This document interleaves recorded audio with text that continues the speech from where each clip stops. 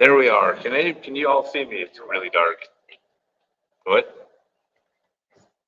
All right. Can you see me? Hello.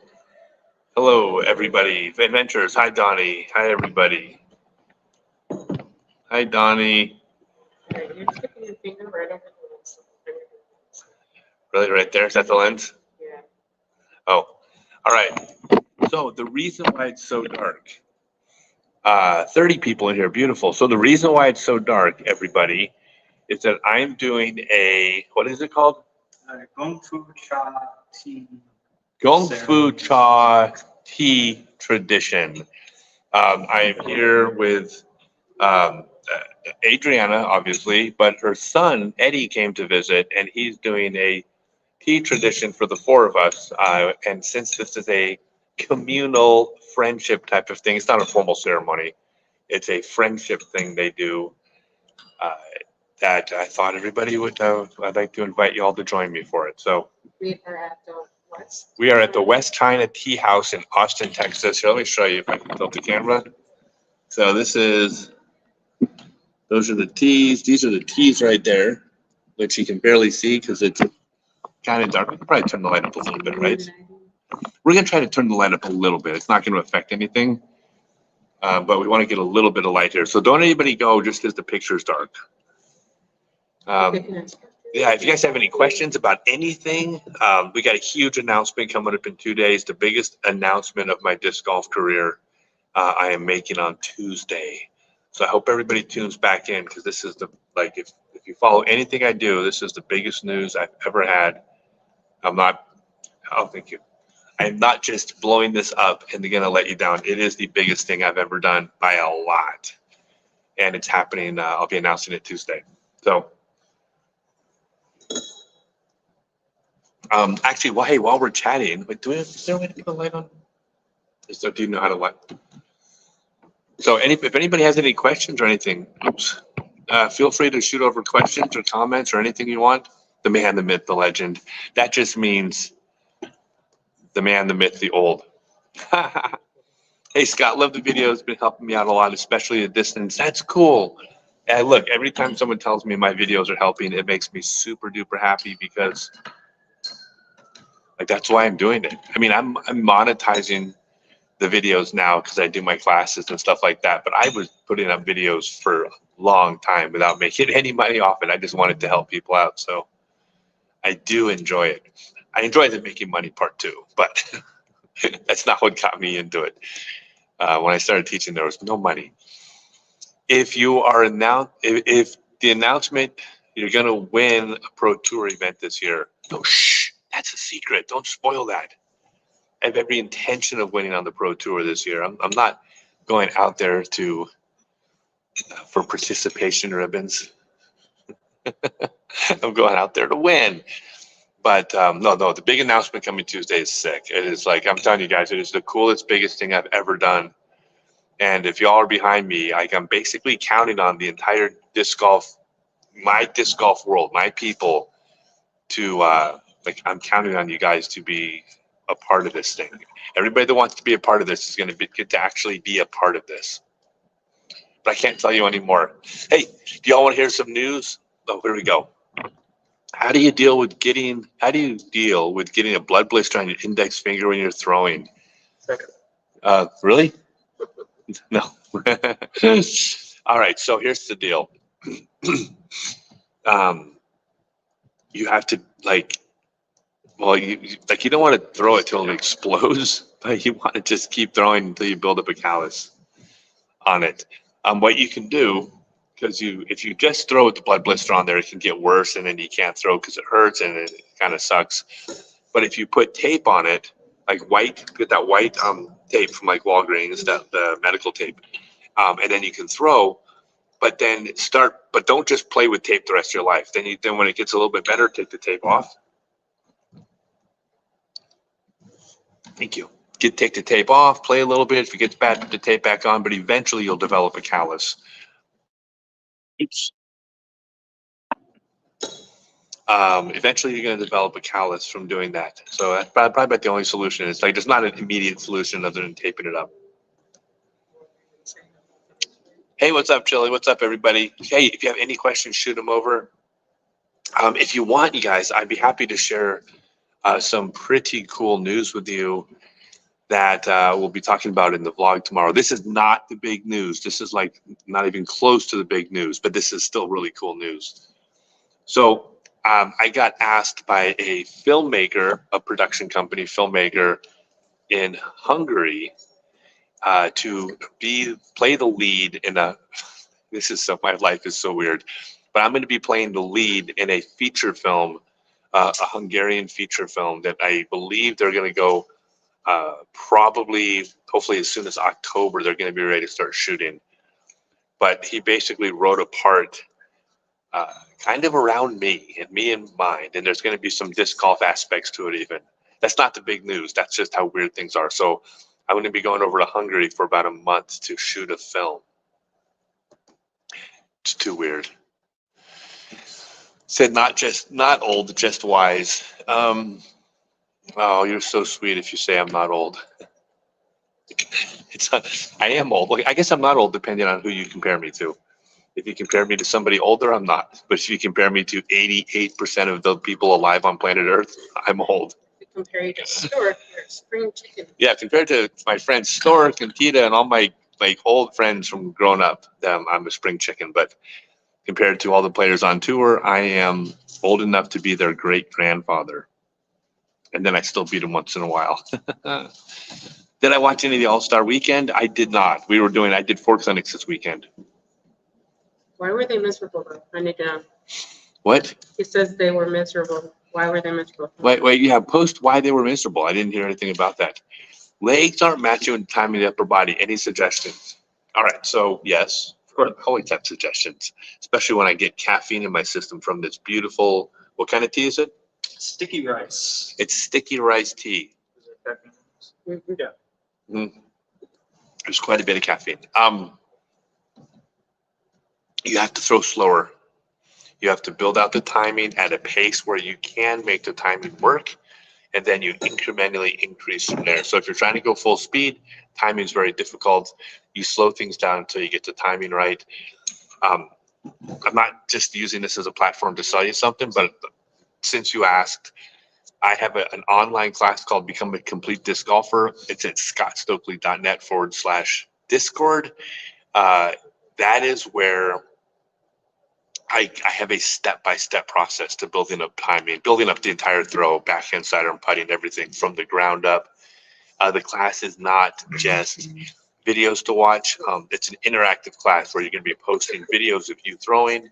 There's going to be online form reviews I have 3 trainers that work for me that are amazing. So we'll give you a step-by-step process where you'll do step 1, make sure everything's in the right position before you move to step 2. You'll be posting videos to make sure you get it right, and then increasing from there. Like, that is the most effective. AJ writes, no way, dude, that's awesome. I imagine you'd be like a 007, but with discs. Okay, so it's a funny story about that. It's actually kind of funny because he has been the director. I told him, I said, look, I'm not an actor. I'm certainly not a professional. I said, I'm like really excited. Of course, I want to be a star in a film, right? I said, but if you just give me lines and a character to play, there's a really good chance that I just butcher it because I'm not a professional actor.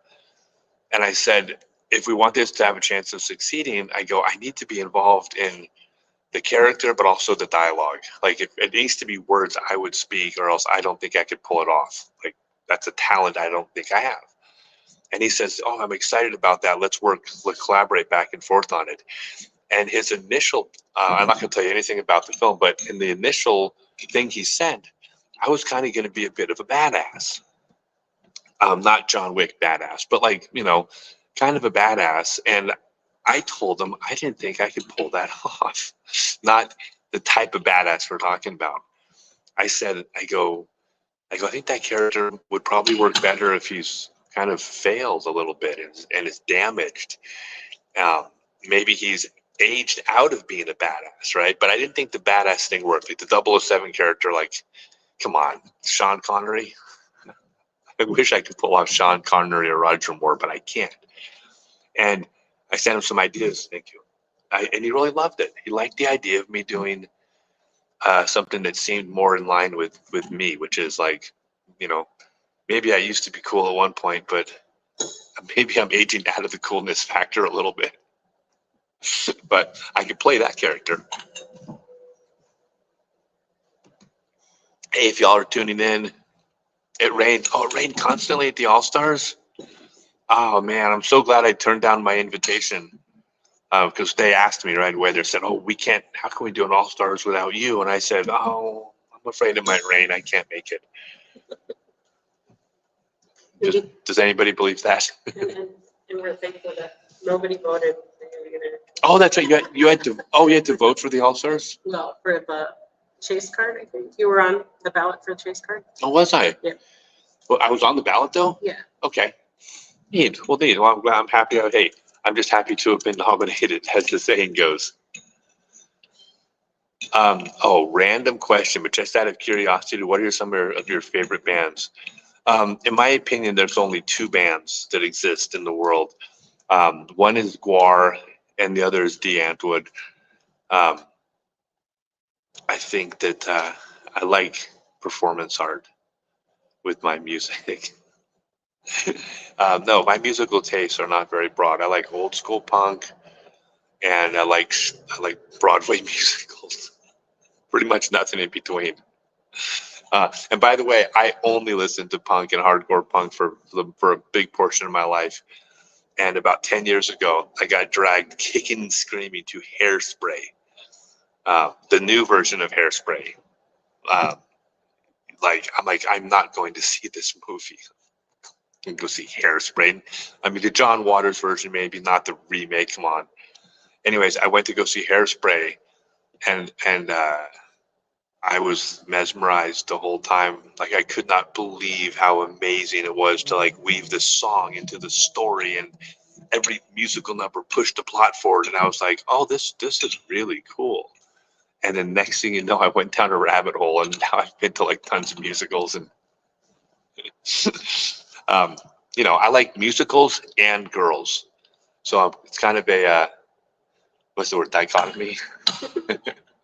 I like Broadway musicals. I like Broadway musicals and girls, but I do. Yeah, and then but of course I also still like my old school punk. I just went to the punk museum in Las Vegas, and it was sick. But yeah, I love the questions though. You're sad you didn't make it to any of my clinics this weekend. Yeah, that would have been cool. I wish that. Well, I'll be around again. Oh, wait a second. Okay, Michael, you said you wanted to go to my clinic at Nanny, but you couldn't get your shift covered. Okay, let me put this out there for anybody watching live and anybody who watches the recorded version. Anytime you want to do something disc golf related and your boss won't let you, give me their phone number. Let me call them. I promise you will not be asked to go to work that day. But right? You'll never be asked to go back to work at all.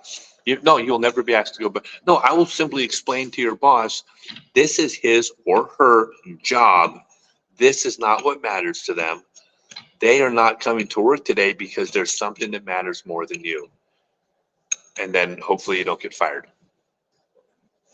Oh my God, someone just sent, I just got $10 from Vandy. What? Yeah. No, thank you for the, what's it called? Super chat? Yeah. Thank you so much for the super chat, Vandy Z28. Wow, just for me giving advice on how to deal with a boss that won't let you take time off. Am I playing Idlewild this year? I am probably playing Idlewild. So I have a tour card that qualified me for a bunch of Silver Series events, a bunch of events. I was able to get into the Champions Cup based on my rating, which is really, I'm kind of blown away by. But I do have to register online for Idlewild. But with my 1017 rating, I'm going to be in the first wave, so I should almost certainly get in. I'm trying to. My plan is to be there. That course killed me last time, and I freaking loved that course. That was such a great course, one of my favorites, and it just beat the crap out of me. Is that the one that they take down? Yes. Want me to tell them the story? I am going to tell you all a story about Idlewild.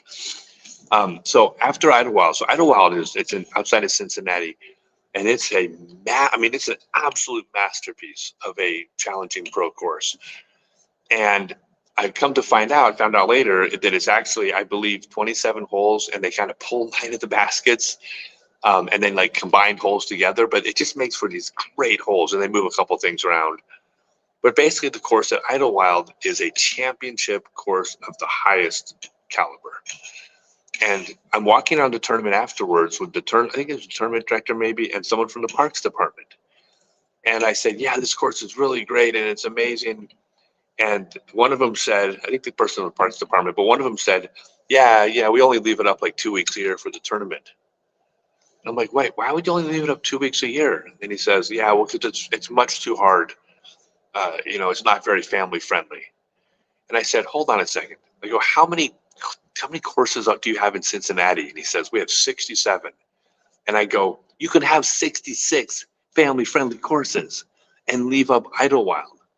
Like, not only is it great to have a championship level course, I said, look, this is a course that you should leave up in its current format. And then all the players in Cincinnati, or for all over the world for that matter, can come to Cincinnati. They can go play the championship course, and they can see just how good they are, or how good they thought they were until they played that course, because they can compare their scores against the pros. Like, you have 66 family-friendly courses.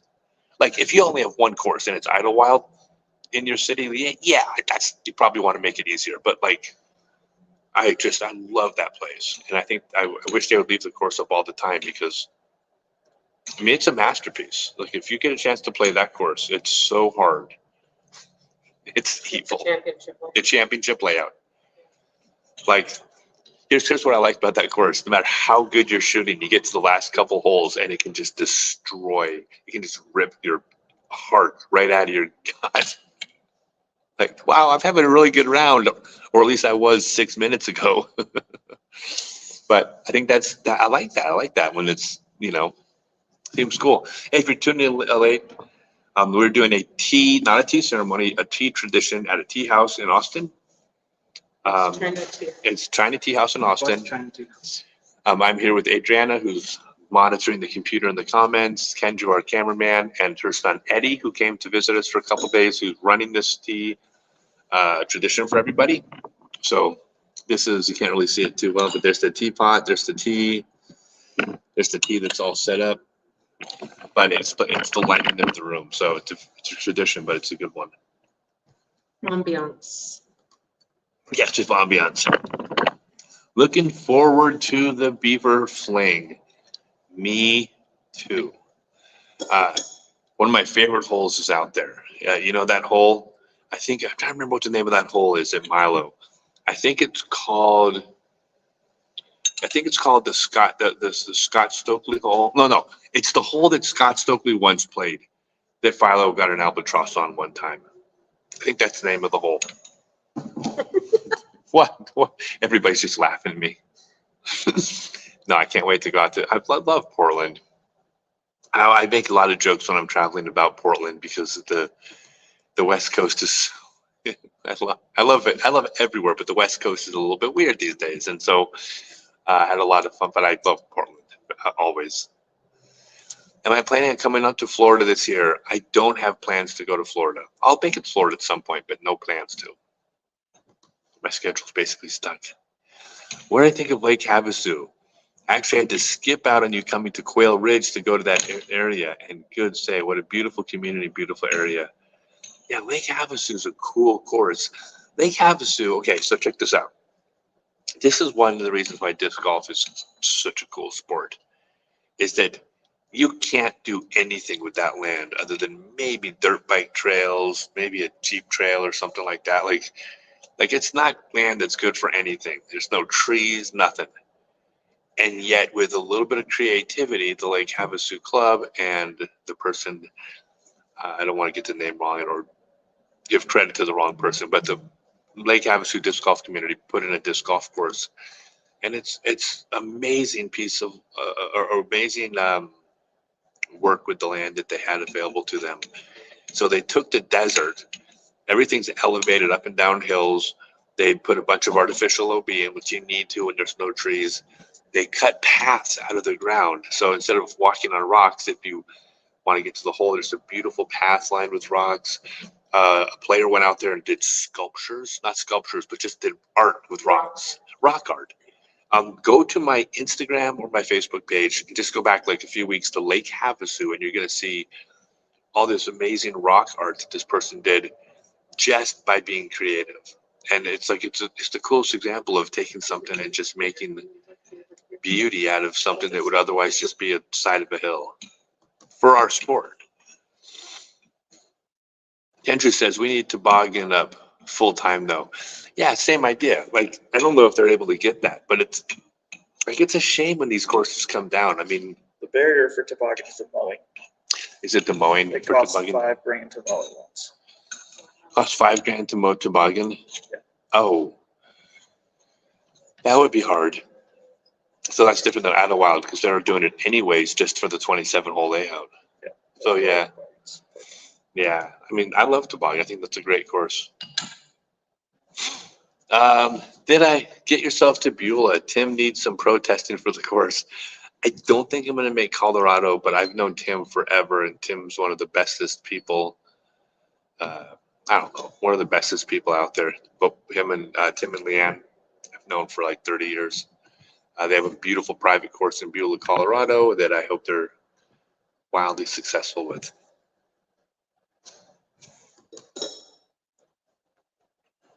That's good. So what do you think? Are we ready to move on to the next one? Sure. Yeah. I was just gonna ask that. All right. You got to play Winthrop all the time. It gets a good perspective on how much better the pros are. Yeah, like I get a perspective on how much better the pros are than me. Our video that's coming out will be good with that too. With what? With perspective of how good the current pros are. Mhm. Because you get to see me right next to Mason throwing. Yeah. Oh yeah, we did.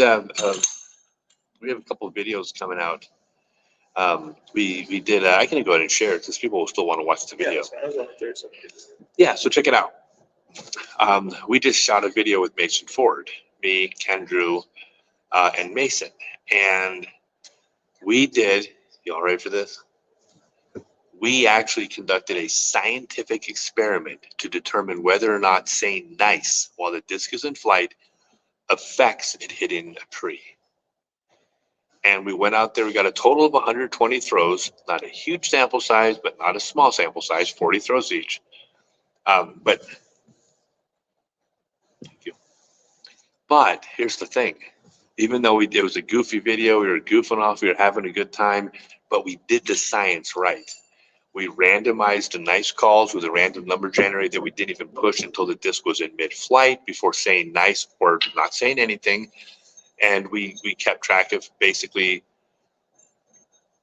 whether or not there was a higher percentage of times that the disc hit a tree when nice was spoken. Just a percentage of throws. But we had almost around 60 throws that the word nice was spoken and 60 throws that the nice was not spoken. Again, a fairly decent sample size done correctly. And here's what happened. Should I spoil it? Yeah, spoiler. I'll go ahead and spoil it for you guys. Deserve to hear. You guys tuned in. I'm going to spoil give the results for you, but we have a whole video coming out. Yeah, share the video. Share the video when it goes up, which is going to go up in a couple days, or I don't want to, but soon. So here's what happened.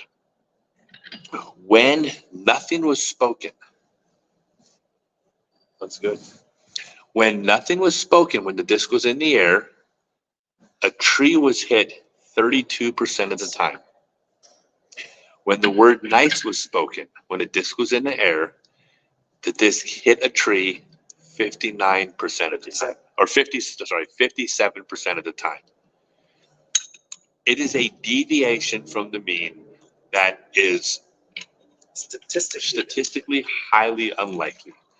Based on probabilities, it's about 1.7 out of every 10,000 times will you get a deviation that far from what would be predicted, which would have been, obviously this is silly, nice doesn't affect the flight.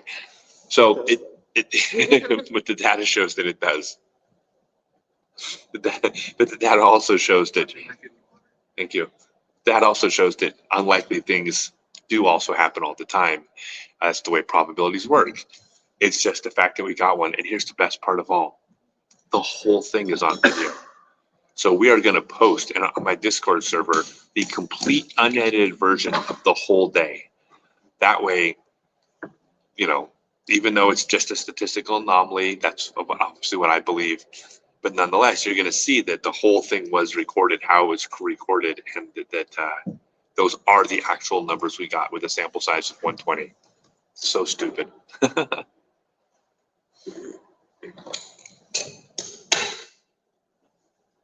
Would you pickleball?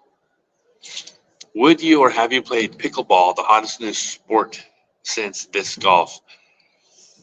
I mean, yeah. I mean, I would play anything, but I played all different sports growing up. I played baseball till I was 19 years old. But what?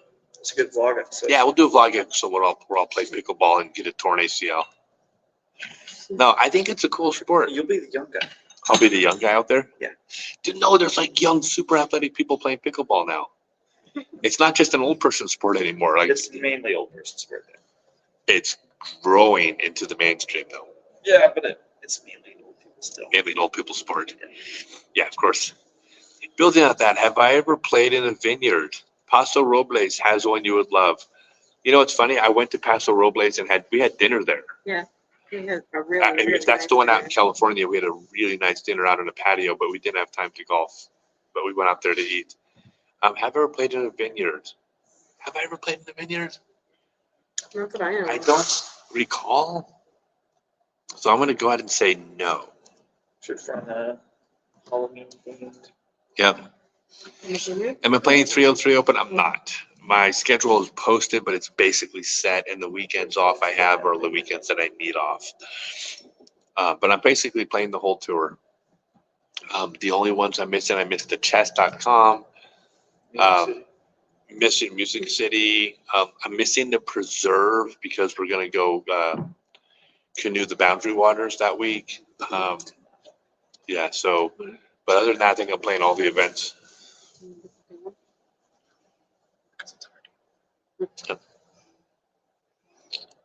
Let's see. So, anybody have any questions? Let's see. Mason taught you how to throw down in the RGV. Yeah, when you watch Mason throw, it's really it's infuriating how good he is. Like if I didn't have a sidearm, like he would smoke me 100 times out of 100. Fortunately, I have a sidearm, so I could be competitive against him. He's better than me, but I think based on ratings, he's about 2 strokes ahead of me. So he's definitely better than me, but not completely out of reach. I'll give him a run for his money this year a couple times. That's the next video. Yeah. Should we just start shouting random words until it helps the flight? It's possible. See, we haven't done a test to see what would happen if you said other things. Like if you said orange monkey credenza. Should we do a whole video? Yeah. Just all science? Like a whole series? Yeah, we'll do it. Redo the experiment, but say, oh no. Like we are going to redo the experiment for sure.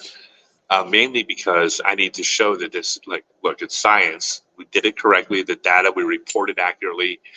I happen to believe that we'll get a different result next time. That it'll regress to the mean. The larger the numbers you have, that's what's supposed to happen. I have a lot of footage of you saying very similar things. Yes. In the video. I didn't say don't post it. I own it, but I need to make sure that all my science nerd fans, and pretty much I'm a science nerd, and half the people following me are science nerds, and y'all have to understand that I don't think nicing affects the disc. I think that 1.7 times out of every 10,000 something statistically unlikely is that happens. And we happen to catch one of those on video, which is gold for content. We caught 120 of those on video. Which is almost Have I played Morley? like more significant than, No, because stuff like that doesn't normally get captured. So no, you don't normally capture stuff like that. So yeah, the fact that it's on the video. Yeah, of course I've played Morley. I played Morley a ton. There's a shot of me throwing a disc at Morley at the beginning of my documentary, or the one Kendrew shot, but the documentary about me, not just a shot. Kendrew's documentary that all about the most. I think it's called Not Just a Shot, the journey of the most handsome man in disc golf. I think that was the name. Technically, I am in it for like 5 frames. I saw that. Yeah. I saw, and you added that Is there- later. I stuck myself in No, there. I saw it. I caught that. It's Yeah. really good. But anyways, I'm throwing that course when I'm 13 years old, like 1982. No, I think it was 14, 1983. Yeah. Of course, I played Morley. What number of courses, Morley? But number course, Morley may be the third course in the world. It's one of the courses vying for the title third course in the world. The short story is, if you haven't heard this, is that the first course was definitely Oak Grove Park in Pasadena, California. The second course, 90% chance was La Mirada. Thank you. Was La Mirada in Los Angeles. But the third course is uncertain. You see, that's good. Is that what we're drinking? Yep. Uncertainty. What? Uncertainty. Uncertainty. We are drinking uncertainty. So those are the first 2 courses, probably La Mirada. But the third course That's was probably Schrodinger's favorite type of tea. the third course. It is. I just killed a cat when I drank that tea, but we won't know for sure that that's what happened because right now the cat's still alive. I'll be ready because this tea goes on for like 11 more stews. Okay. Anyways, but the third course, Ed was started going to parks and rec shows, and he would sell courses. But then someone might have bought the course third, but he didn't show up to actually design the course until 8th. We don't know what the third course was, and it's even debatable. Even if we had the data, it's by what metric? Was it the course sold? Course went in the ground?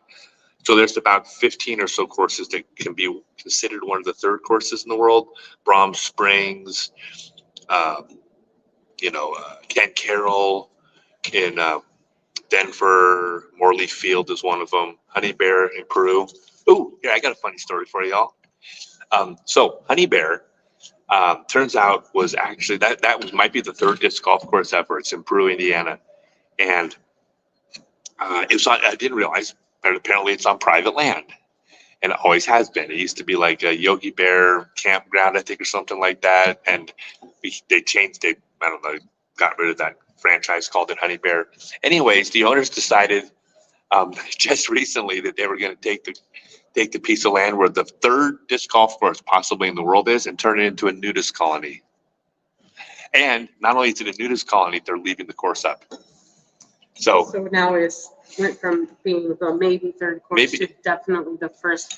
it's, nude yes, co-ed naked disc golf. yes, it was maybe the first course. Now it's the first nude co-ed disc golf naked course in the world.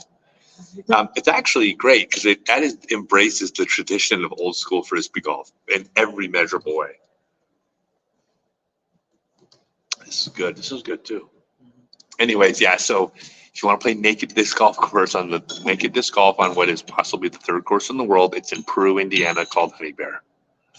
We're going to be near St. Louis, but not playing. Yeah, I'll be near St. Louis, but probably not playing it. I think I'm playing the tournament Kansas City Wide Open, which I know that's not St. Louis, but it's close. Peoria, Illinois, also. Hello, Scott. You are a pioneer and a legend and handsome. I think it reads that right. Just your I don't know. My glasses, I think pioneer, legend, and I don't see handsome in there, but I saw it a minute ago. I'm sure it's there. Your first tournament was Wintertime Open '93. That's cool, man. Hey, the first tournament, the first PDJ Open tournament I ever won was the Wintertime Open in '87. That's old. In case you're wondering, that's actual evidence that 1987 did in fact exist. Dude, didn't you check out the City Museum last time we were in St. Louis? Yeah, we actually went to the City Museum when we were in St. Louis. Actually, the person pouring the tea, Adriana's son, Eddie, was with me and Adriana at the City Museum. It was epic. Like, we were there for hours, and I think we saw like 20% of it. Thank you.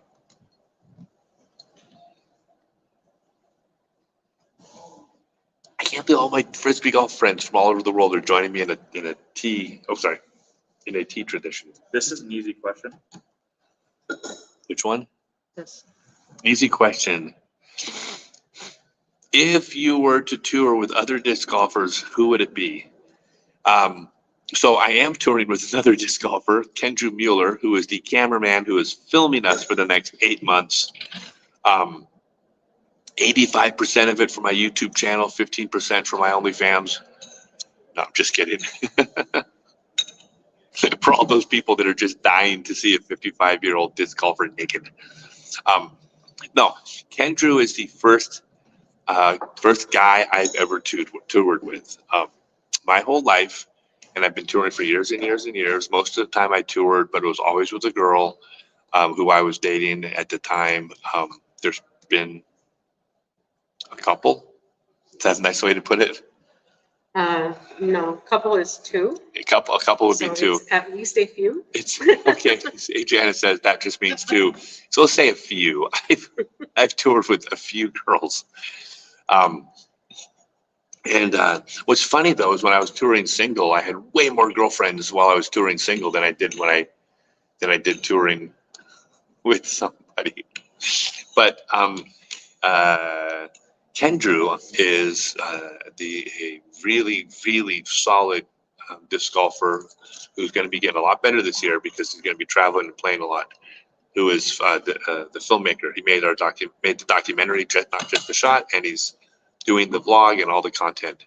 He's also going to be filming the huge announcement. If you just tuned in, I have the biggest announcement of my entire life is tomorrow, Tuesday night. Monday if you're in the Discord. Yeah. Oh yeah. If you go to discord.com, you'll get the announcement. Thank you. You'll get the announcement on Monday. If you join my Discord server, thank you. scottstokely.com/Discord. No. Thank you. scottstokely.net/Discord. That's right, you're still new, you'll figure it out. Thank you. You enjoyed the nose down push putt video instructions and great, and so is the camera work. There you go. That's a shout out to Kendrew. Yep. Yeah, there he goes. Thank you, Tyler. Yep, he says thank you. I did say thank you. Not just a shot was a great watch. Yeah, thank you so much. I mean, this is Thank you. It was a lot of fun to work on. I'm glad you liked it.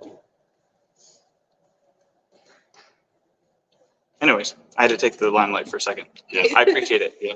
It was super fun to work on. So I'm very glad that you guys have all enjoyed it. Yes. All of the nice things you say go a long ways. I appreciate it. Yep.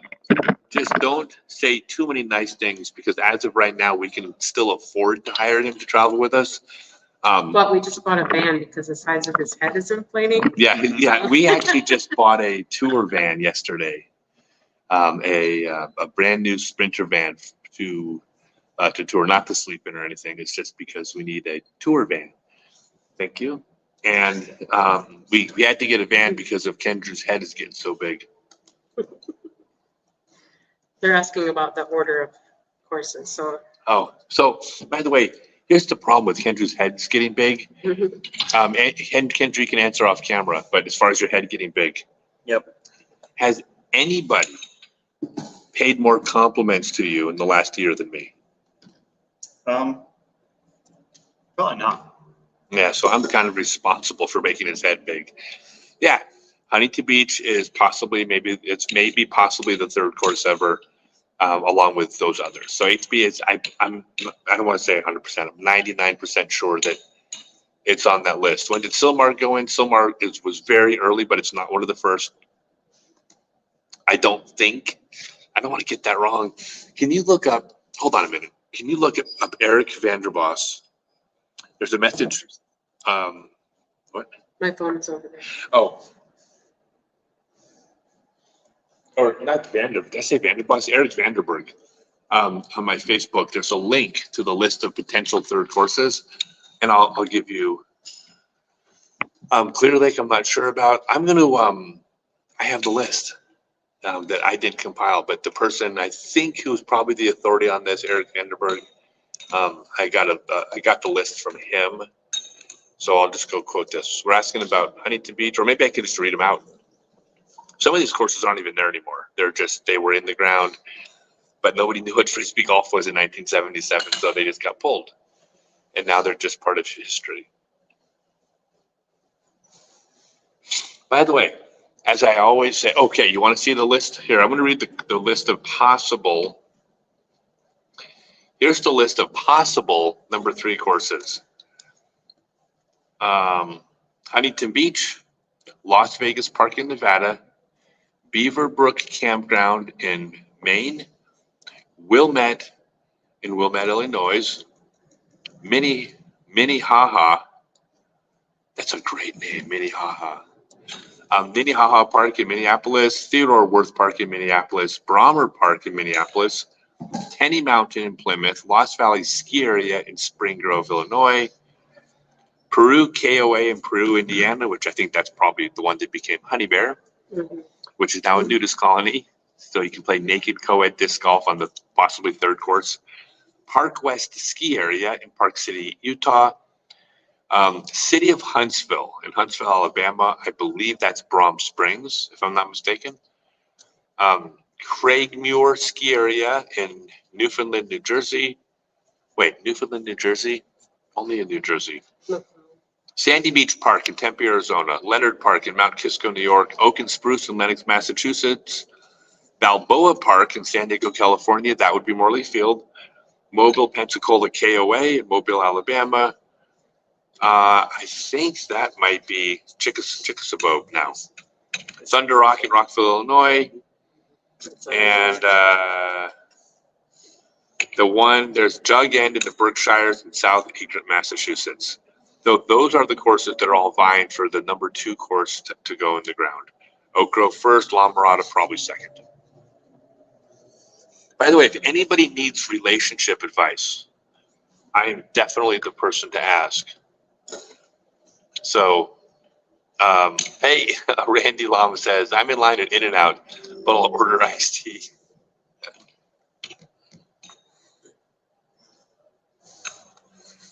I don't even know why that's funny, but it's funny.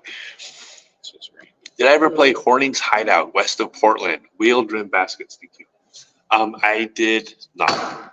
Oops. Was that one of the baskets at Jeff's place? Which ones? Well, the ones There's that a tire there was a around it. tire one. That was in the backyard. That says wheeled rim. Yeah, that wasn't a rim. No, that was a tire. So no, good. That's a good catch though. Okay. All right.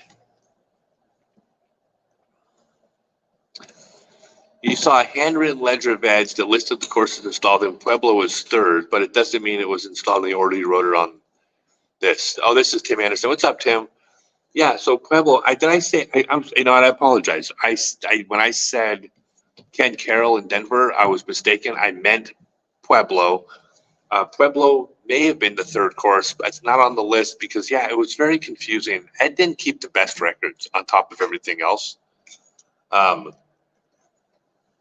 Top of everything else. Yeah, Ed was an interesting fellow, just to say the least. He was a very interesting guy. The thing is, it's funny because people were like, "No way, you knew Ed Hedrick." It's like back then, we all knew each other because there weren't that many of us. Thank you. Is it already? Oh, we can post. We can do. No, it's 9:30. We can go. She had half an hour. We can go late tomorrow on the posting. We'll do that. We'll push it back to the vlog post or something. Okay. So don't worry about it. Anyways, yeah. So Ed was an interesting guy. We all knew Ed. Everybody loved Ed.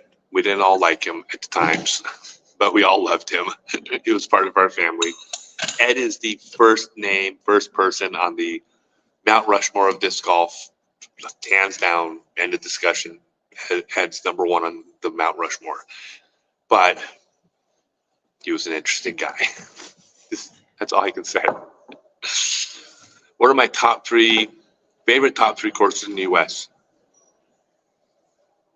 All right, so you want favorite courses.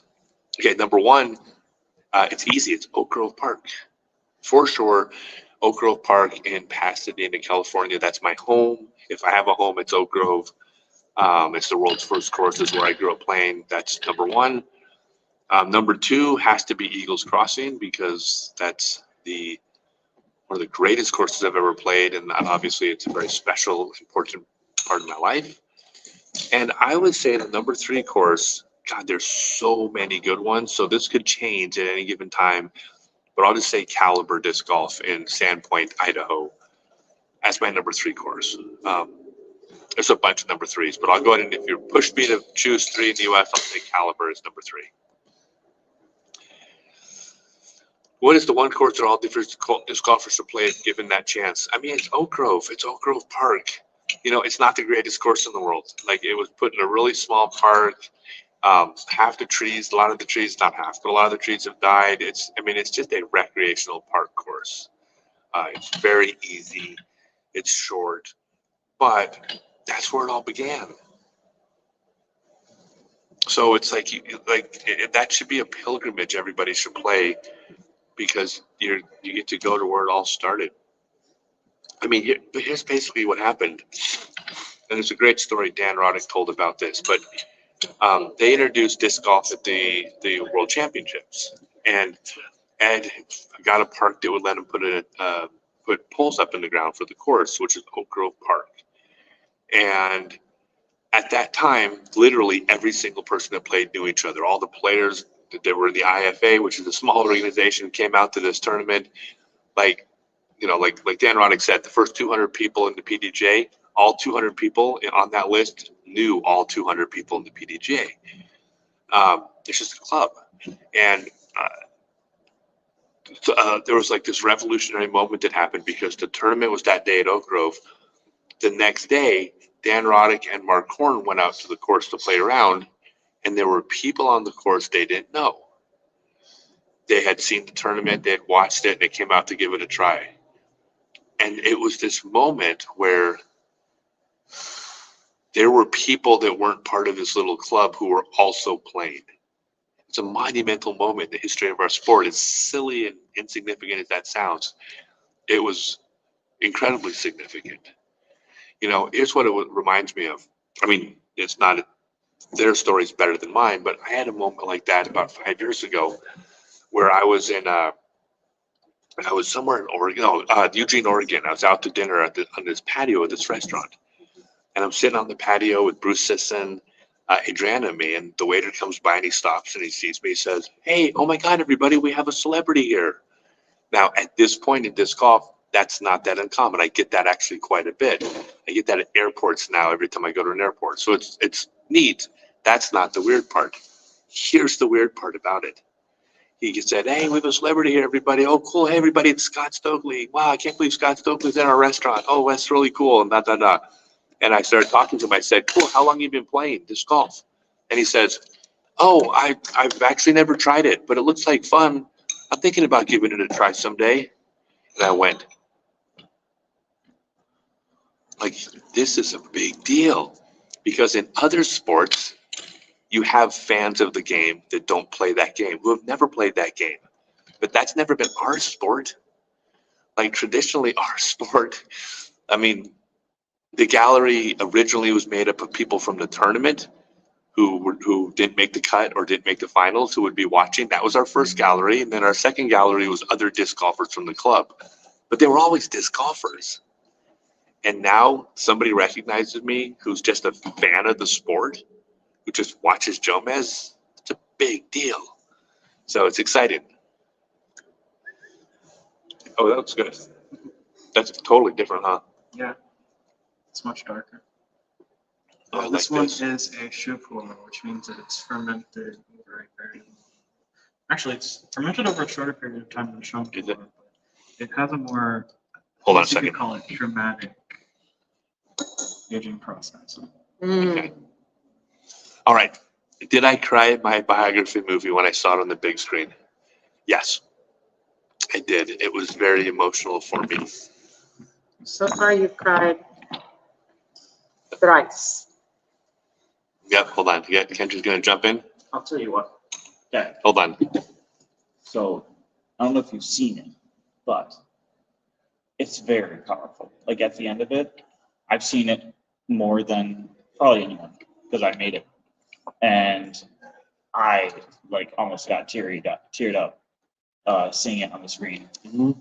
And we watched it twice in back-to-back days and had the same effect both days. So it's not something that it's easy to watch and not be affected by it. Even if you aren't invested in disc golf or Scott Story at all, it's just Lots of people that were watching it to film festivals cried, including men. Like they openly wept watching it. I'm not kidding. if you haven't seen it, it's like, yeah, I made it. And It's at not just a shot.com, but just seeing it on the big screen was like, it's even emotional. Thank you. It's not just the story itself that was the emotional part. It's that just watching my career, like I'm on the big screen, like even if it's just for a screening for a film festival, like who would have thought, like I didn't see that one coming. It wasn't that many years ago that I didn't see myself being around to even play the game. And now it's like, there's like movies about me. Yeah, it's very emotional. Ladare, Ladare was installed in 1975 and not ever mentioned in the discussion. A 9-hole course in Louisiana. Hey, do me a favor. There's a person, a historian, who's trying to tabulate this and trying to keep the numbers accurate. Message me in social media, and I will pass along their information to them, and you can send them what information you have. And it's a fact-finding mission. Remember, there's no actual like document, Excel document or something from 1975 that shows when courses went in. It's been detective work. So if there is some information that you are aware of, I'll connect you with the person making the list, and if there's reason to put that on the list, I'm sure he would love to add that, of course.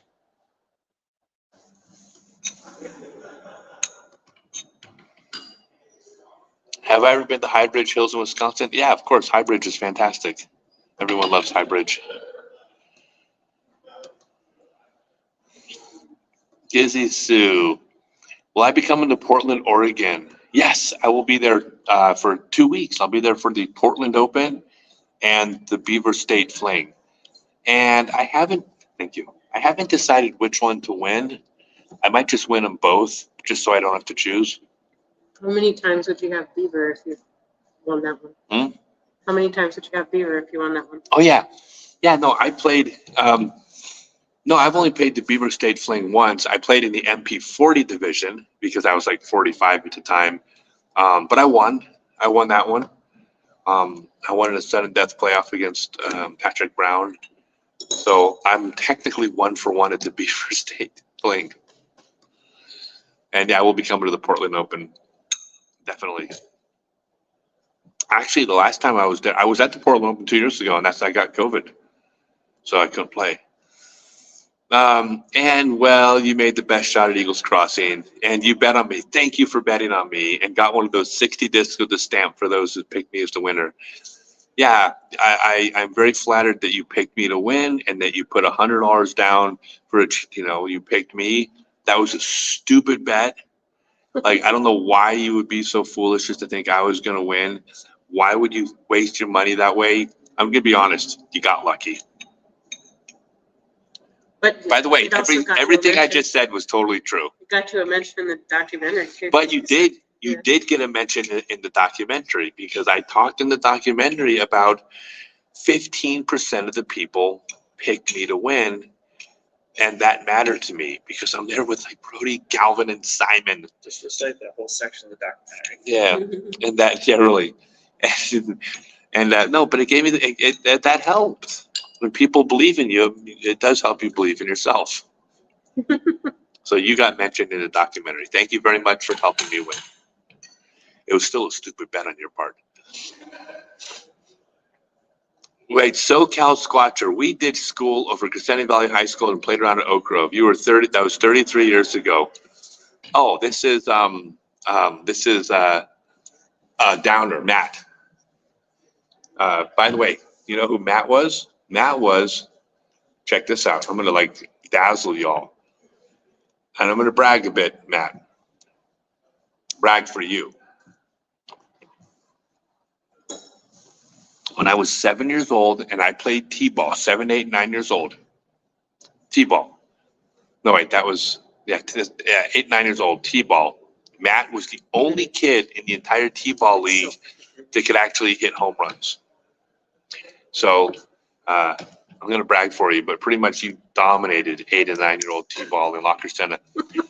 Dude, when you're playing T-ball and you can swing the bat hard enough to hit home runs, you know what you do? You just hit home runs. You played for a team called the Knights, I think. But anyways, yeah, that's My true. T-ball course didn't even have a fence. He's a baby. Let's see. Oh, JPL nerds went there too. Now they're getting laid off. Yeah. Hey, want to hear a funny story about JPL? I will tell you a really weird story about JPL, about a person that worked at JPL who was an avid disc golfer. He used to, this guy used to come down. Well, we just knew him as Chillum Dave.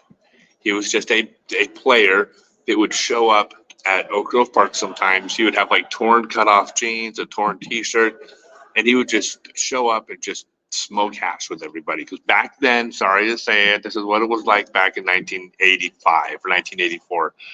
And it's the old days, right? But he would show up, and he was just this stoner hippie dude, right? Frizzy hair that wasn't always washed, but big frizzy hair. Nice, super nice guy, but he was just this old hipper stoner hippie dude. So I learned something about Chillum Dave. Turns out he worked at JPL. He was actually, because this is basically pretty personal computers, or almost pretty personal. I think people were still using slide rules in the 80s. He was tasked with figuring out very complex mathematical equations for things related to satellite escape velocities and trajectories and orbits and gravitational pull. And he turns out he was like this super duper high level mathematician at NASA. And when I found that out, I said, but he just dresses like an old hippie. And they're like, yeah, when you got someone that good at math, he gets to wear whatever he wants. So there's all these people apparently at JPL dressed in their suits and their fancy professional outfits, and there's Chillum Dave, math genius, able to do whatever he wants. So yeah, there were some JPL nerds at Oak Grove. Grow the sports accessibility. So check this out. Yes, I will grow the sports accessibility. So, well, I will. When I say I will help many other hardworking people who are doing this. I'm just started working with a person in British Columbia who has managed to get UDisc to list courses as wheelchair accessible, with the ones that are wheelchair accessible, and also the ones that are accessible, maybe not by wheelchair, but for people. Oh yeah, well, he's using the term cane or the symbol, but it just means people that are less able to get around, not necessarily in a wheelchair, but people who struggle. Limited mobility. And he's going to, all the disc golf courses out there that participate are going to get a notation on their course to show if someone is, say, in a wheelchair or just somewhat disabled, that this is a course that they can play. They don't have to drive out to a course and then go, yeah, it was a waste to drive. It's really neat. So he's doing all the work. I'm going to try to help him. We also have a channel on the Discord for the people that are interested. Thank you. If you're interested in disc golf accessibility, or adaptive disc golf or special needs disc golf, go to scottstokely.com/Discord, and there is a channel. There's a thread on there for it's called Blue Power, or no, it's called adaptive disc golf. You can look for adaptive disc golf, and you can participate with other people interested in disc golf accessibility. I've also partnered with a person in Toronto who has cracked the code, and I'm about to announce this too. This is not the big announcement Tuesday. This is another announcement. But he's cracked the code about putting disc golf in small spaces in urban areas, at schools, and also that are going to be ADA compliant without taking away from actual traditional disc golf courses, and changing them in a way that the players will find takes away from the course. This is an additional thing he's able to do. It's really, really neat.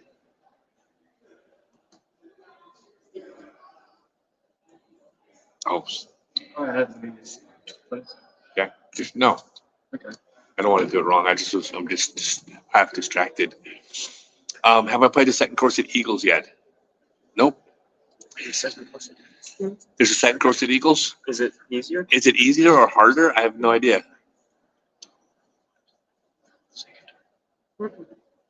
Yeah. Okay. All right. Hello, brother. Ben Owens, 19275 from El Reno, Oklahoma. I was the one who asked for the 2024 in the bag from you. You're a Gateway fan and have 21 discs in my bag. I have 14 Gateways and 7 disc drafts. I will be doing an in the bag. I love Gateway. Short list. I like me a short list. I love Gateway. I love Dave McCormick, the owner of Gateway, as much as I love any other man in this sport. He is the salt of the earth human, and one of my best friends. I do throw 2 different Gateway discs currently. I throw the Assassin and the Wizard. But we'll be doing it in the bag because I've got the biggest announcement. I'm telling you all, the biggest announcement I've ever made since I started playing disc golf is coming up on Tuesday. I've never been this excited for anything in disc golf, I don't think. At least not since I was a kid and every day was so exciting to go out and play the way, it is when you're young. But it's just Tuesday, you guys, just checking on Tuesday. And I'm counting on all of you to participate in this because this is going to be, everyone's going to get to be a part of this thing. Oh, no. Are you laughing at the question? Yeah. It's amazing how nobody wants relationship advice from me. I give the best relationship advice. I mean, more than likely, I'm going to say, don't get married, break up. That's probably the advice you're going to get, but it'll be good advice. SoCal Squatcher. Nah, you got me confused with another crusher. Well, wait a second. Is this Matt? So because I thought this was maybe the name that Matt was using. So we ditched to go to Oak Grove Park. Who is this? SoCal Squatcher. Please tell me who you are then, if it's not Matt. I just thought this was Matt's screen name. Dan Kilgore. Don, do I have any Tom and Rose stories? Long live number 33. Yeah, of course I do. Tom Monroe, one of the original 7 members of the PDJ Hall of Fame, passed away a couple days ago. And Tom had communicated with me, I had communicated through Colin, that I'm going to be hosting an online memorial for Tom, that Tom gave his blessing to. And it's one of the most beautiful honors given to me is that Tom is going to entrust me with his online memorial. I wasn't the closest person to Tom because I was younger, but I will have guests on such as Captain Snap, Michael Conger, Snapper Pearson, Dan Rodicle. I haven't asked them yet, but I'm sure everybody will say yes. But I'm going to bring on a bunch of the old-time legends of the game to tell stories about him. So they have way better stories than me. In fact, I do have one. I'll give you one quick story for Tom. I'll try to make it short, but this is actually a pretty good story. So it's not that short, but it's a good Tom Monroe story. Kind of. The last time I saw Tom was in Huntsville, Alabama, a couple of years ago. Thank you. Oh, it's a different color. This is different tee. No, it's the same one. Is it the same one? Oh, it's just. It's developing. Mm-hmm. Yeah, it's developing crazy. It's too. Anyways, I'm in Huntsville, Alabama, and I bump into Tom, and we're exchanging stories. Now, Tom's out in the Southeast, a generation before me and older than me, and I'm out I was a kid out on the West Coast. So we played way longer than me, but I was telling the story, we're talking about the Super Puppy, because Dan Sobel at Destiny Discs made the puppy first, and then the puppy, he stopped being made, and he came out with the disc called the Super Puppy. And these are the puppy was the first disc designed specifically for disc golf. And a lot of people wondered, well, why did you change the puppy mold? Because the Super Puppy was just a little bit different. But the puppy just vanished from the face of the earth. Anyways, I told Tom, I said, actually, Tom, I got something really interesting to tell you. I'm not 100% sure it's true, but I think it is. I said, from my understanding, Ed Hedrick helped finance Destiny Discs. And Jan Sobel owned Destiny Discs, who was making the puppy, owed Ed some money. So Ed showed up at Jan's house and took the puppy mold and threw it in the back of his truck because Jan owed him money. And apparently, Ed was driving down the freeway and the mold fell out of the back of his truck onto the freeway and got ruined. That's what happened to the puppy mold. So then he had to redo the mold, and it wasn't identical. He made the super puppy. And Tom's jaw dropped, and he says, Scott, how do you know that? How do you know about this? I go, so it's true? And he goes, yeah, completely true. But how do you know? This is not like a real public story. And I said, well, I was in Southern California. I go, a bunch of us heard the story. And he's like, I can't believe that you know about this. So here's my memory of Tom Monroe that matters so much to me, is that we are a family. We are the old school Frisbee family. Everybody knew each other. So here's this really obscure, fairly confidential story that a kid out in Southern California who played Frisbee golf and an older man in the southeast of the US who played Frisbee golf both knew the same story about the founder of our sport. It was just like this connection between Tom and I that, like, yeah, we're like, when it comes down to it, we're family.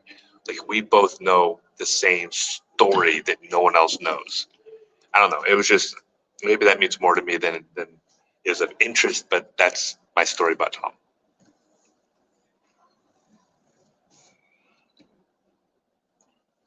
All right. Am I coming to MVP if I qualify? Or if I don't qualify, I might show up and try to qualify. He's talking about sponsorship. Oh, am I coming to MVP sponsorship?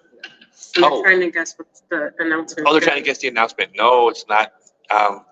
I don't want to say what the announcement is. I don't even want to say yes or no. So then if I say no, and then if you guess, I say I can't answer, that'll give it away. So I'm not even going to give a yes or no. Let's just say it's the biggest thing ever. New course is wooded. New course where? Eagles Crossing.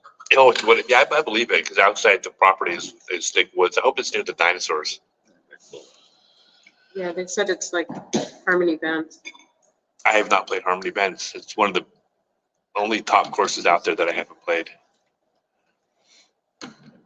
You're not Matt. You're Ralph Hammond.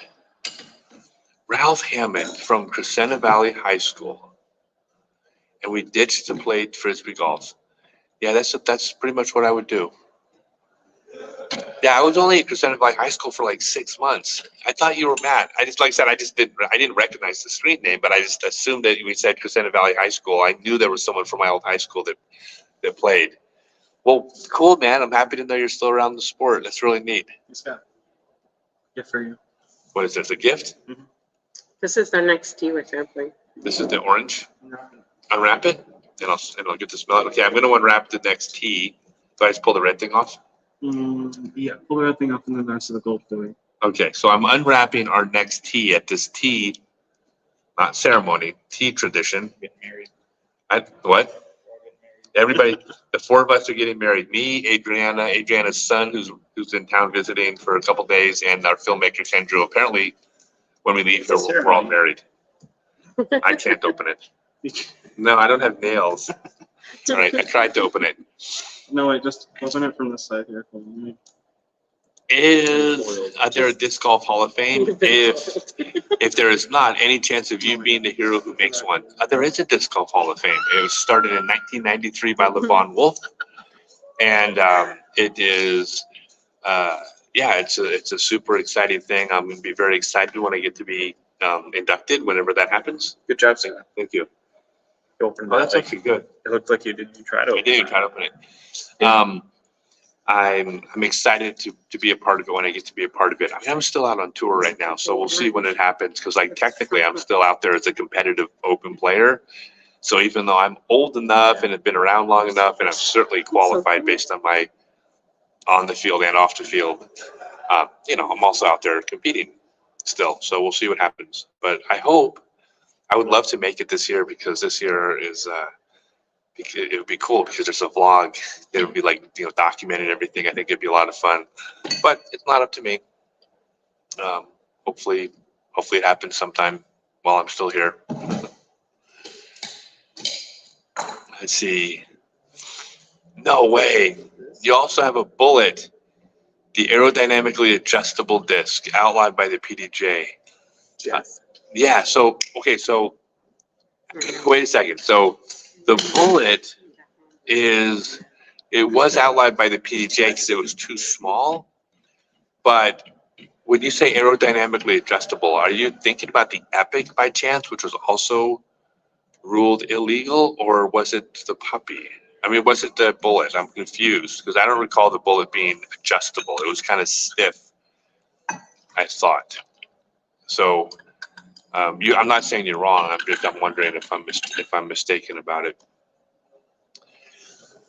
All right, Ben says, thanks for the response. Good luck this year. We'd love for you to check out our Route 66 Disc Golf Club in Reno, Oklahoma sometime. I would like to go everywhere sometime. I'm planning on living forever because I don't want to die not having done stuff. So I'll try. Gotta play into the MV Open this time. No more health issues. Too young for that crap. Are you kidding me? Health issues, smell issues. I am invincible. I've never been healthier, and I'm not even gonna knock on wood. Okay, I knocked on wood. No, I'm actually super healthy right now. Here we go. Ready? Let's see. I'm going to do a beta test. Okay, there's 32 people in the room with me right now. I'm going to say something, and then I want to see how many people are in the room after I say this. No, 31 people. There's 31 people in the room. There's 31 people in the room, and I'm going to say something. I want to see how many people leave after I say this. It's regarding my health because I've had this problem with health issues the last couple of years. I had E. coli last year. I had E. coli. I got it 4 times. I was in the hospital the year before. And I'm still having some problems related to it. So here's the beta test on my fan base. In 2 weeks, I'm going to have a scope shoved up my wiener. And they're going to look at the insides with a camera, and they're going to see. Wait. The numbers went up? Yeah. They told their friends. Yes. Okay. So Everyone get in here. Scott's talking about his wieners. So anyway, no, it went back down to 32. So my test is to see how many people. So now down to 30. See, by the way, this is all going to be in the vlog. I am going to get as much of this on film as I can for the vlog. Obviously, they won't be able to show everything, but the procedure, I'm going to talk you through it. Hey, look at one of the things I've been doing, down to 28. Okay, good. Now that's more like it. Thank you. 29. So one of the things I'm doing is with this vlog and with my journey into disc golf is I'm also documenting the aging process. And so the things that happen to me as I get older, I'm not going to shy away from any of those because I have an older audience that can relate to the things I'm going through because they're going through them too. And if you're younger, hopefully you'll be able to relate because the older people in your life are also going through these things. So I won't, I can't bring the camera in while the scope is being used, but I will document the whole process and I will share it with everybody, even though it's kind of embarrassing, but I don't care. But your health is relevant to your success this season, so it's important. I think this is going to be the most hydrated I've been in my entire life. Yep. So Gizzy Sue has a super puppy. Hey, well, you got a piece of history right there and you still throw it. The super puppies are great. They fly straight. They're wonderful. Here's yellow with rules in black. Yeah.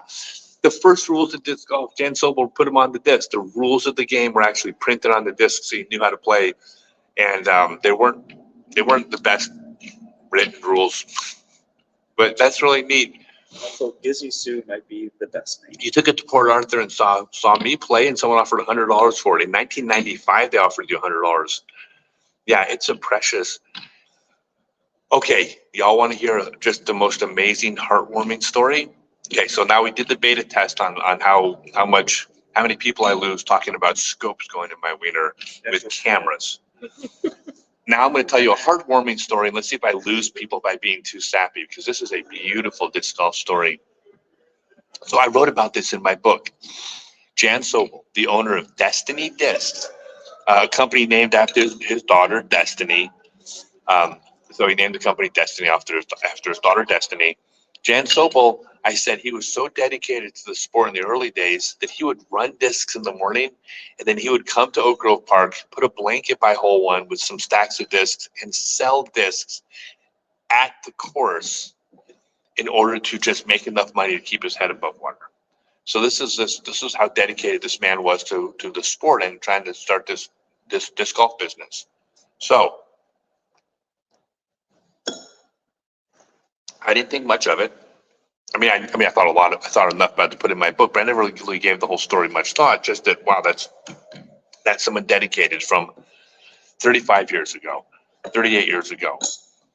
Well, it turns out in the last couple months, I've connected with his daughter, Destiny. So Destiny Sobel, Jan's daughter, through various reasons, we wound up connecting online. We've now talked on the phone. Her husband are, living their best life, but I've gotten to know her a little bit. And in getting to know her, I go, Jan, your dad was in my book 3 different places. And I sent her photographs of the books, including the story of how he used to sit there and sell discs in the afternoon. And I talked to her on the phone after that, and she said, Scott, I was a little girl, and I used to go into the garage with my dad, and I used to help him hot stamp discs. And we would hot stamp discs because he would then put them in a box, and he would tell me, I need to go to the park to sell some discs so I can buy groceries. And I went, oh my God. Like, that's why he was selling discs at the park. Find out 35 years later from his daughter, who told the other side of the story. Let's see if we lose anybody, because that's a great story that I just heard just recently.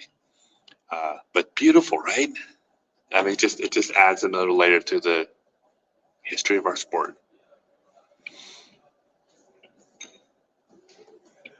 No, we didn't lose anybody? I thought you guys were going to get all mad at me for being all such a softie.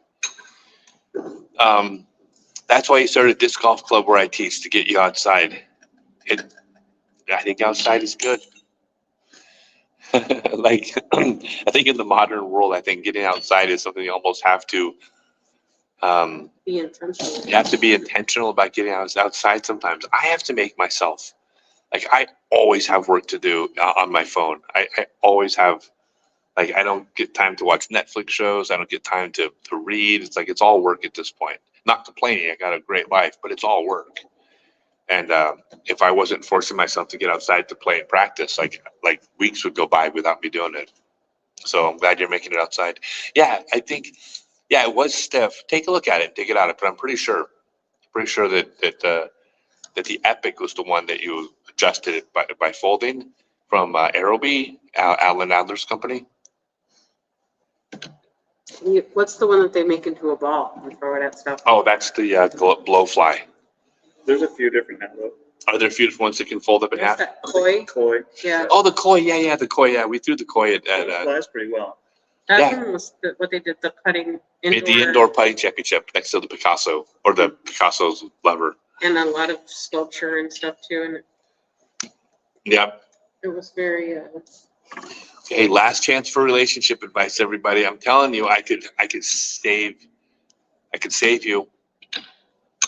Hey brother, how about the X clone? Whatever happened to that mold? I used to have one, but in the Badlands in 303 a few years back. Oh, you lost it in the Badlands. Yeah, it just got discontinued. Just there's more popular molds out there, and honestly, I don't know why discs get discontinued, other than old molds take up space. Thank you. Old molds take up space. You got to run them. Even if you run 1,000 of a disc, that's a ton of shelf space that disc takes up. And then if you have 20 discontinued molds, then you need 20,000 discs. You practically need a small warehouse just for discs that aren't selling well. So I think at some point, they're just not worth making anymore. I think they should do a new run of old discs and then have the pros play with them. I think so too. What do I see for the future of disc golf? So disc golf will be the most popular sport in the world.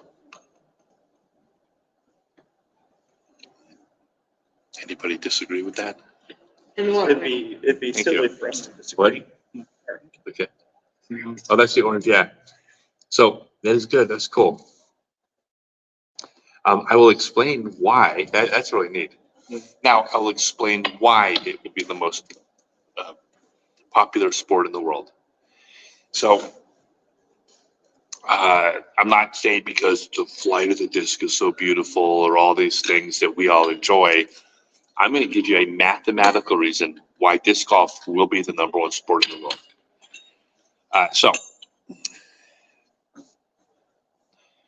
everything ball golf offers, disc golf offers as well, right? The challenge of overcoming personal obstacles, the getting outside in the sun, the playing with friends, getting away from the kids, getting out in nature, whatever reason why ball golf is popular, every single one of those without exception, disc golf offers as well. So disc golf offers everything ball golf does.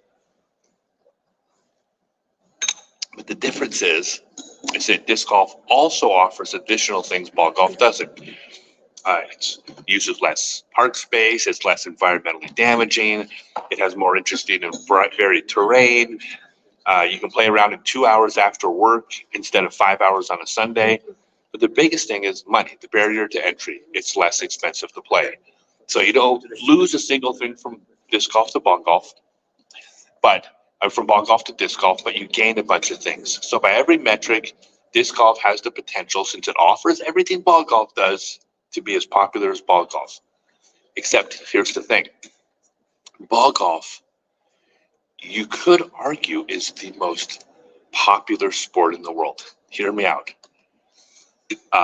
When I say the most popular sport in the world, is that ball golf is only accessible to a small fraction of the population. But among the people who can afford to play it, in other words, among the people who ball golf is accessible to, the percentages of those people who play golf is higher than the percentage of any sport played in any other demographic. Like soccer is the most popular sport in the world because it's accessible to 8 billion people. Ball golf's not. But percentage-wise, the percentage of people that soccer is accessible to is actually not that big, percentage-wise, compared to ball golf, if that makes sense.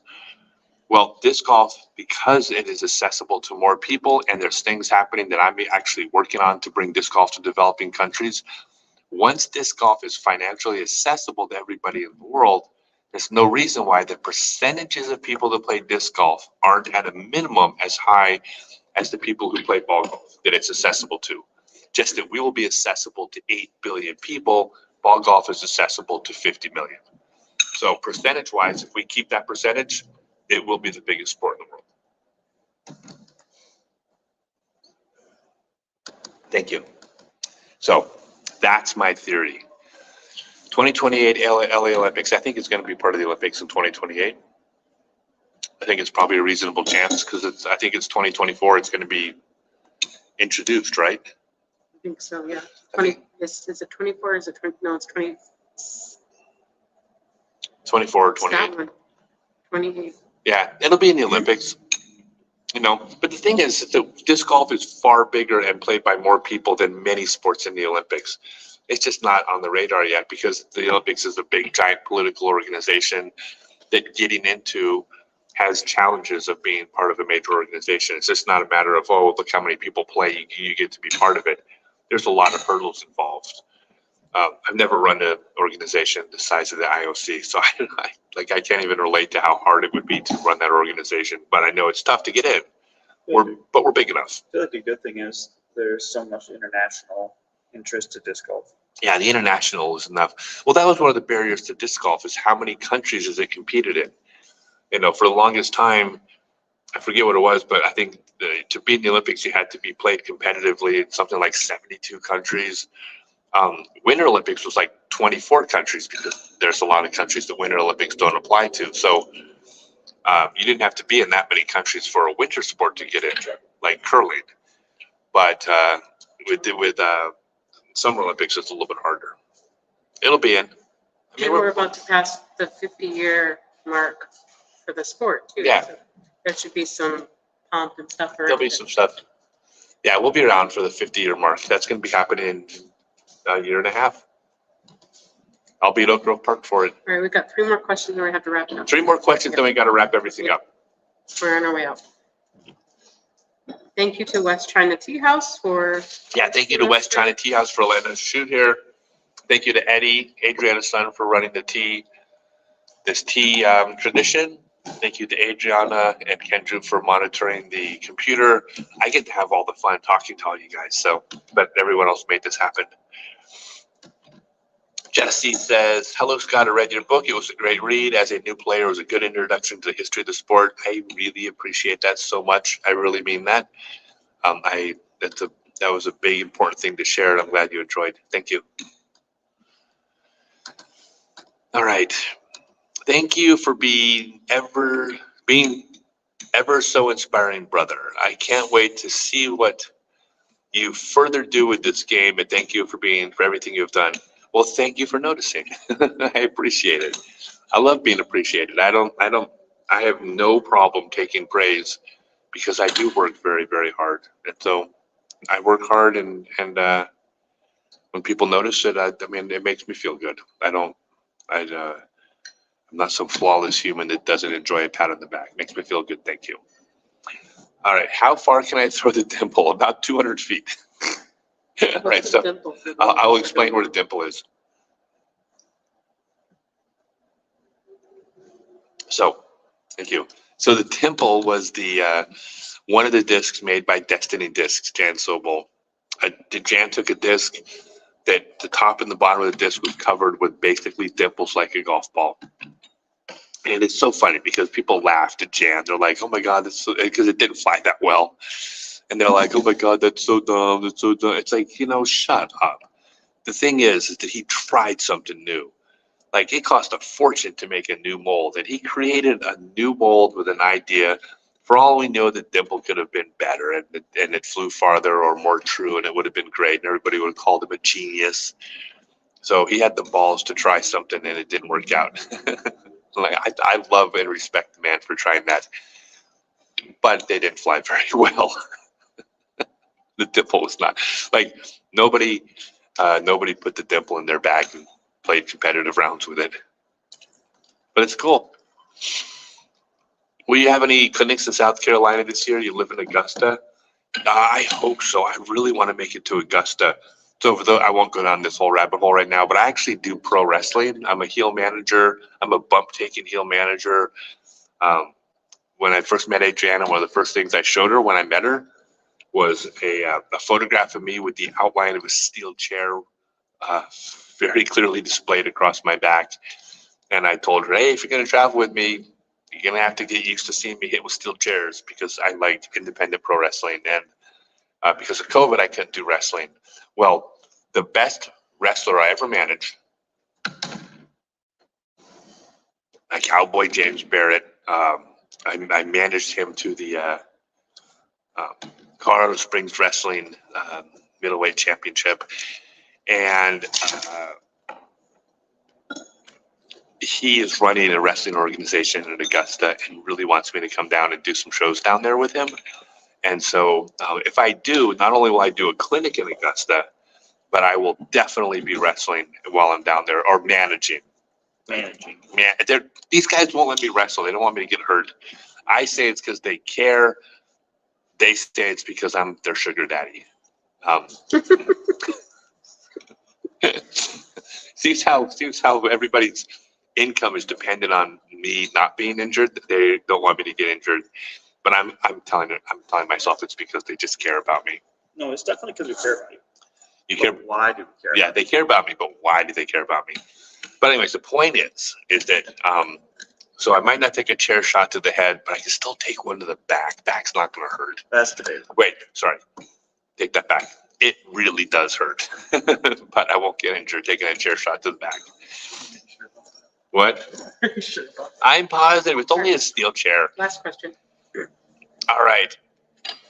Let's see. Is there any type of shot that requires a type of disc that isn't in production yet? Oh my God. That is the most perfect leading question ever.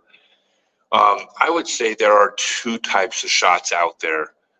that as of right this second, nobody has announced producing discs for, that until someone makes these two specific discs, oh, thank you. Until someone makes these two specific discs, nobody's going to be able to be confident making these two specific types of shots. If only somebody would produce these two discs. All right, thanks everyone. Appreciate y'all joining for the tea, not a ceremony, the tea tradition. I really do love all you guys. You guys are my extended family. I mean that. And look for that announcement on Tuesday, or join my Discord server, scottstokely.net/Discord, to get the announcement on Monday. Thanks again once more for West China Tea House in Austin. West China Tea House in Austin. Thank you very much for letting us stream. Appreciate y'all. And staying in a little later. And they let us stay late. I was having too much fun. We closed to join. Oh my God. Like, okay, look at this. I am so sophisticated that I don't close the local bar. I close the local tea house. That's how sophisticated I am. All right, thanks everyone.